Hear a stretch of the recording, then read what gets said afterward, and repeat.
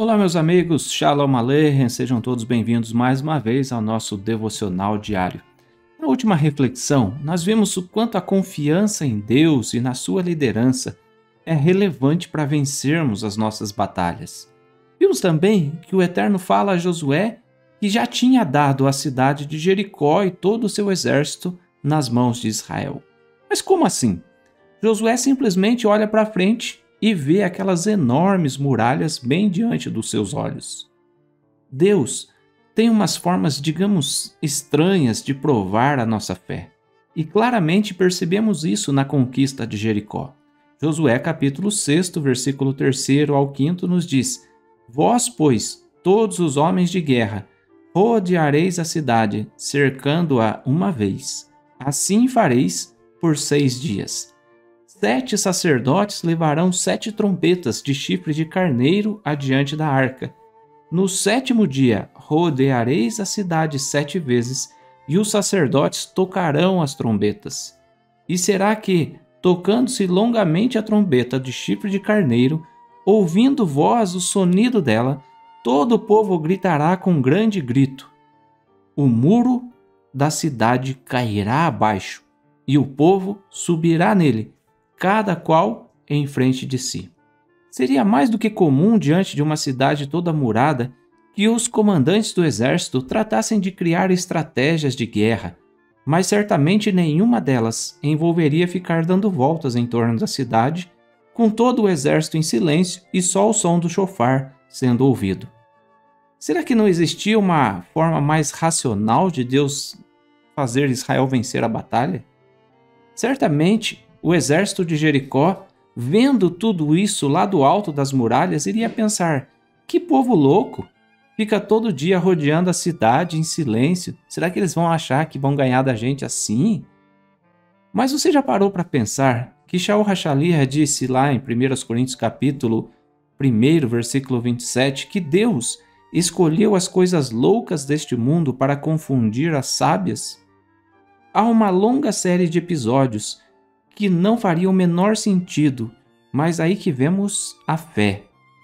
A começar pela Akedah de Isaac. Por qual razão Deus daria esperanças a um homem já velho de gerar filhos, mesmo depois que sua esposa, também idosa, já tinha cessado o costume das mulheres? E por que razão ela, já com 90 anos, daria à luz um menino?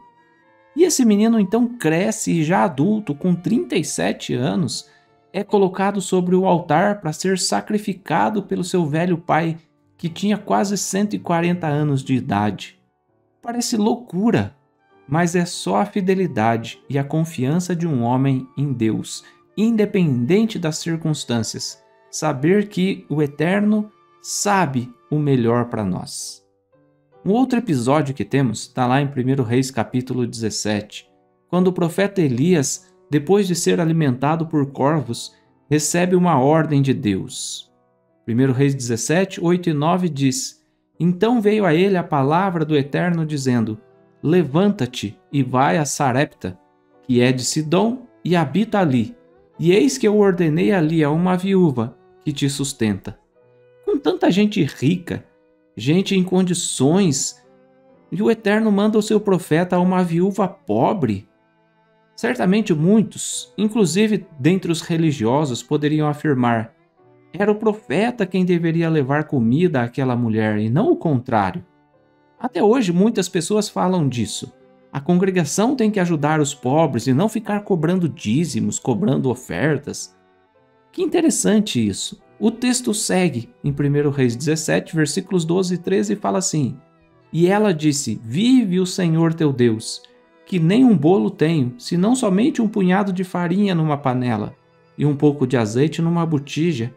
E vê aqui, apanhei 2 cavacos e vou prepará-lo para mim e para o meu filho, para que comamos e morramos.